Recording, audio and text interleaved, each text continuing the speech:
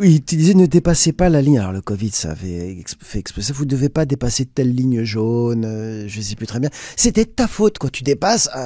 C'est toujours ici. La prochaine fois, tu ne me mettras pas une amende. Si le métro ne va pas bien ou si tu es stressé parce que tu as dépassé la ligne jaune ou que tu n'as pas respecté. Tu sais, tu avais des sens même. On te mettait des flèches pour à gauche, des flèches à droite. Mais en fait, tout ça, c'est pas de la sécurité, c'est du stress. Salut tout le monde, merci d'être avec nous, nouvel épisode de nos chroniques et aujourd'hui un épisode un peu particulier qu'on avait déjà tourné mais qu'on n'a jamais diffusé, on l'avait tourné avant. Comme on parle d'énergie dans cette émission, on voulait parler du métro. Alors c'est très parisien, mais en fait on va parler des transports en commun en général. On a mis le métro parce que c'est plus accrocheur, mais le métro parisien, nous qui sommes sur Paris, ça va vous intéresser parce que c'est humainement, c'est n'importe quoi. Comment les gares en général sont faits comme des abattoirs. Pour tous ceux qui ont la chance de pas vivre sur Paris, il y a des gares comme la gare de la Défense, on t'envoie des sons tout le temps dans les haut-parleurs, ça te casse les oreilles. Moi j'ai la chance de faire pas mal de télétravail, j'y suis pas tout le temps, mais il y a des gens, je les vois dans les gares, surtout à la Défense, les gens marchent comme des zombies, c'est très lourd, en fait ça nous pompe une énergie, alors qu'on en parlait en arrivant, toi et moi, dans le studio. On pourrait faire des transports en commun qui seraient très bien. On est humain, on est intelligent, l'intelligence collective, elle peut faire des métros. Et alors maintenant, je ne sais pas comment est-ce qu'on peut les changer, mais on pourrait faire des transports en commun qui marchent bien. En fait, le train et le métro, c'est pas forcément l'abattoir. Je vois quand je prends le TER de la Côte Bleue, par exemple, ou d'autres, c'est vraiment poétique. Vers Marseille, Nice, Antibes, tout ça. Ouais. Et alors, je me suis dit, pourquoi est-ce que c'est poétique ? C'est poétique parce que déjà, ça va pas trop vite. Aussi parce que les vitres sont très grandes. Et parce qu'il n'y a pas trop de monde. Et il y a un vieux bruit de diesel, je crois. Donc là, les gens sont pas serrés non plus. Allons à la base voilà, du problème dans le métro, c'est qu'aujourd'hui on voit des scènes où les gens, là on peut passer des images à l'écran, où les gens sont complètement bondés dans le métro, où on est serré, mais vraiment comme des sardines. Ça, je vais y venir après. Là, je rappelle juste un peu la poésie aussi que peut être le train où quelqu'un t'attend. Voilà, c'est super beau. Et dans le métro, moi j'ai eu des moments très très beaux, tard, quand il n'y a pas de monde. Parfois même où il y avait personne, et puis où j'écoute le bruit des rails, et ça m'a inspiré beaucoup de compositions musicales, tu vois, voire avec un aspect un peu mystique. Ou si tu penses au transsibérien, moi j'ai lu, et j'ai eu des amis qui l'ont fait, où tu pars comme ça des semaines et des semaines à travers des paysages. Il y a un autre rythme, voilà. Alors, même les trains en France, tu fais les trains de grande ligne, voilà, ça peut par être exemple, des aventures très très agréables. Ouais. On peut faire les trains de manière... Aujourd'hui, et c'est ce que vous avez vu dans le spectacle, là, c'est devenu un lieu concentrationnaire. Ok, voilà, là c'est le problème. Voilà, là c'est devenu un lieu concentrationnaire, et j'emploie ce terme à dessein parce que c'est vraiment une concentration de personnes. Je parle pas seulement des trains, parce qu'en plus après, qui allait vers les camps de concentration, mais alors comme tu le dis, c'est devenu une boîte à sardines.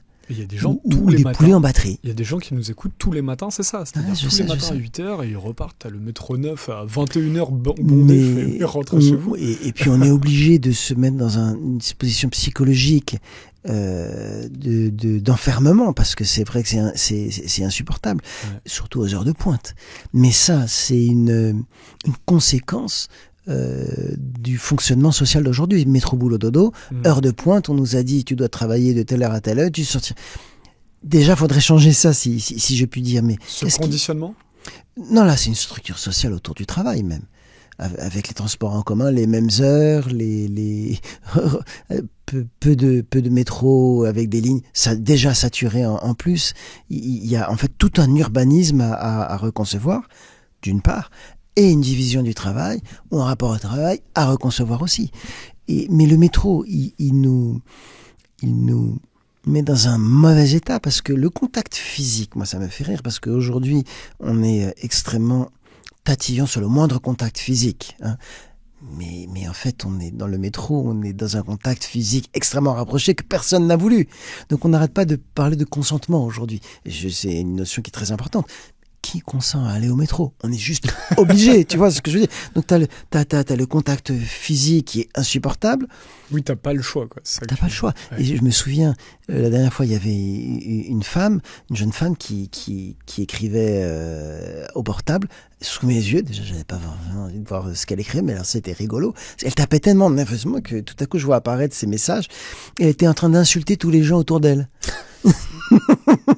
Et elle parlait à sa copine en disant t'as le vieux con, t'as le mec, t'as la nana qui pue. Tu retournes cette énergie contre les autres au lieu de le retourner contre le métro, c'est ça? Exactement. Et du coup, c'est ce qu'elle écrivait. Donc elle était en train d'insulter tout le métro parce qu'elle avait son stress. Mais en plus, tu rajoutes à ça les prix. Ça devrait être gratuit. Les transports en commun, en tout cas pour ces distances-là, devraient être gratuits puisque c'est lié au travail. Si on voulait vraiment concevoir quelque chose autour de ça, ça ne l'est pas. Je sais qu'il y a quelques villes où c'est gratuit d'ailleurs et c'est très beau parce que ce qui dit gratuit dit non contrôleur, avec toute l'attention que les contrôles signifient, que ce soit les barrières. Et puis les contrôles qui sont violents. Tu vois les contrôleurs qui se postent. Alors à Marseille, ça allait beaucoup moins. Ils sont beaucoup plus sympas, faut le dire. À Paris, c'est carrément une course-poursuite. Je vais te regarder, sachant qu'il y a des primes dessus, et je te chope, et je te parle mal, et je t'encercle, et j'ai une femme pour les femmes, un homme pour les femmes. C'est insupportable. Et puis maintenant, tu as même les agents de sécurité où tu as des événements très tristes où ils bazardent les gens contre les trains, tu vois, et parce qu'ils se sentent tout permis, parce qu'en plus il y a une violence qui est là. Et donc ça, cette histoire de gratuité ou de prix, c'est très important. Parce que la sécurité dans le métro, de toute manière, on se demande. Là, je te parle même l'insécurité que crée le métro avec ce stress. En plus, tu sors du travail, ça te restresse, etc. Donc la vraie sécurité, c'est pas la personne qui va juste être le pickpocket, ce qui est bien regrettable. Je me suis fait plusieurs fois. Alors ils sont très talentueux, faut dire. Hein. Mais la vraie insécurité, elle est là. Donc qu'est-ce qu'on va te rajouter encore des gens comme ça qui en plus te font plus peur qu'autre chose? Qu'est-ce qui se passe dans le corps? Toi qui travailles sur l'énergie des gens, moi une fois, donc j'avais 20 minutes soit 20 minutes de transport, soit 40 minutes de vélo. Soit 20 minutes de métro, soit 40 minutes de vélo. Quand je prenais 40 minutes de vélo, je me sentais toujours bien après quand j'arrivais, alors que c'était long. Donc des fois je me disais, je vais faire juste 20 minutes de métro, parce que 40 minutes, voilà. Et les 20 minutes de métro me pompaient l'air complet, j'arrivais au travail. Et c'est pour tout ce qu'on a dit, et puis tu rajoutes en plus. Mais c'est quoi? C'est de la pression? C'est la pression. Qui se passe dans... C'est tout ce que je te dis, ça rajoute la pression. Tu rajoutes les caméras, maintenant ils mettent des caméras partout. Tu sais, les caméras, tu les vois pas, mais tu les sens. D'accord. Tu les sens, elles sont là. Je parle après pas de physique quantique aujourd'hui. Elles te prennent de la charge mentale. Elles te prennent de la charge mentale, elles sont là. Et même au niveau magnétique, tu les sens. Les agents de sécurité, tes voisins qui t'emmènent, et puis les annonces. Parce qu'en plus, il y a toute une manipulation politique qui se fait avec les annonces. Genre, il y a un colis piégé, il y a un problème technique, il y a quelqu'un qui s'est jeté sur la voie. Finalement, c'est toujours la faute de quelqu'un d'autre, sauf de la structure urbanistique et du travail ou de les politiques d'État. Ça, jamais. C'est intéressant ça. Ah oui, donc tu as toujours des annonces pour te culpabiliser, où je me souviens même, moi qui prenais le RB et la ligne 13, tu vois, les pires, pour Paris. Il y a eu un incident d'exploitation, ça veut rien dire, tu vois, par exemple. Voilà, oui, tu disais ne dépassez pas la ligne, alors le Covid ça avait fait exploser, vous ne devez pas dépasser telle ligne jaune, je ne sais plus très bien. C'était ta faute, quoi, tu dépasses, c'est tout juste si la prochaine fois tu ne me mettras pas une amende, si le métro ne va pas bien, ou si tu es stressé parce que tu as dépassé la ligne jaune, ou que tu n'as pas respecté, tu sais, tu avais des sens même, on te mettait des flèches pour à gauche, des flèches à droite. Mais en fait, tout ça, c'est pas de la sécurité, c'est du stress. Tout ça, c'est du stress. Donc évidemment... Qu'on rajoute déjà au stress d'avoir qu'on sa rajoute. famille, Et puis tu vois, dans tout ce qu'on dit, si tu réfléchis bien, c'est éminemment politique. Entre les annonces culpabilisatrices, on te met en poulain en batterie, mais on te le dit pas. On te dit, ah non, l'horreur des poulets en batterie. Et c'est horrible, les poulets en batterie. Mais j'aimerais bien qu'on mette... Tout le monde est sensible aux poulets en batterie parce qu'on est des poulets ou des boîtes de sardines. J'aimerais bien qu'on mette l'image à la gare de la Défense où justement tout le monde monte comme ça, vraiment comme des poulets en batterie. Plus un contact physique, comme je disais, qui t'est imposé, qui n'est pas consenti. On parle du consentement tout le temps. Pourquoi on parle du consentement tout le temps, Rome? Parce qu'en fait, la plupart du temps, on n'est pas consentant.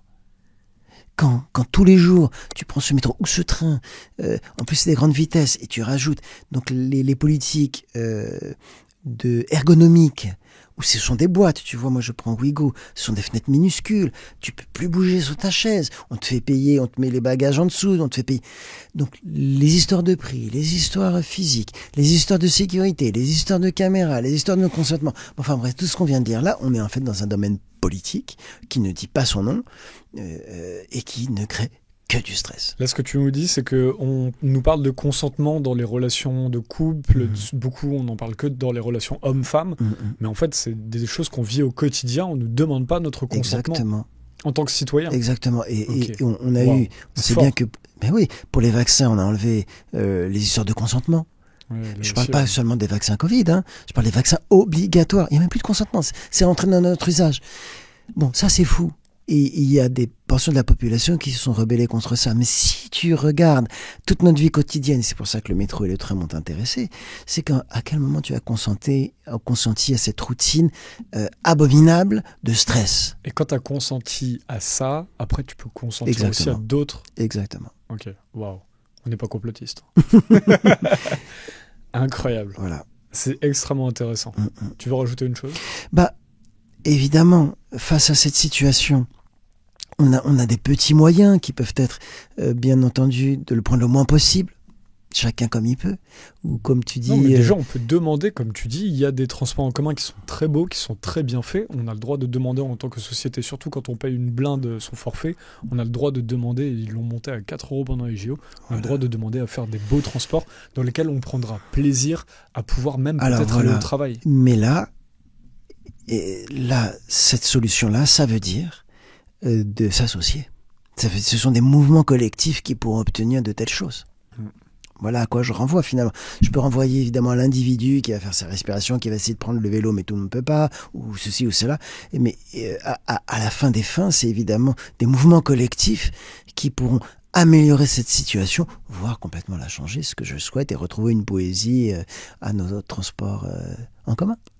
Ouais, on voulait vraiment faire une émission sur l'énergie, sur le rapport de l'énergie avec le métro, et pas du tout faire une émission de gens qui râlaient sur les transports en commun. Et je suis vraiment très content il y a toujours des sujets sous-jacents derrière qui sont extrêmement intéressants. Parce que notre énergie, là on parle d'énergie, ce stress, évidemment, le stress c'est toujours des contentions d'énergie. Ouais. Donc là, quand on arrive à cette saturation, moi je donne juste quelques repères. Oui. Qu'est-ce qu'il y a derrière ? La contention d'énergie, le stress, c'est des symptômes. Mais derrière, tu as en effet, qu'on vient de dire, toute une structure qui est là pour manipuler ton énergie. Prochains épisodes sur le couple, on va en faire sur les stratégies de pouvoir dans le couple. Et il y aura aussi sur la sexualité. Et un autre épisode sur les addictions. À très vite. Ciao.